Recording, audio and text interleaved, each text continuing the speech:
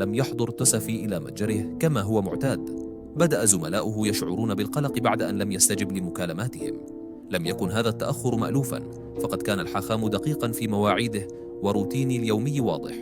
بعد ساعات قليلة من القلق، تلقت عائلته أخبارا مقلقة، فقد كان آخر ظهور له في منطقة دبي المركزية، ولا أحد يعرف مكانه الآن. بدأت الشرطة الإماراتية بالتحرك فورا. فرق التحقيق اكتشفت سيارة الحاخام مهجورة في منطقة العين بأبو ظبي، وهي منطقة بعيدة عن مكان عمله بالقرب من حدود سلطنة عمان. الهاتف المحمول الخاص به كان مهجورا أيضا.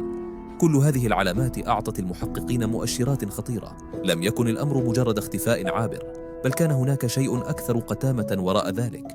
كانت هذه اللحظة بداية تحقيق جنائي واسع النطاق، حيث تم استدعاء خبراء الأدلة الجنائية وفحص كاميرات المراقبة في دبي وأبو ظبي، وتحليل كل حركة مشبوهة في الأماكن التي شوهد فيها الحاخام آخر مرة. بعد 3 أيام من البحث المكثف، في 24 من نوفمبر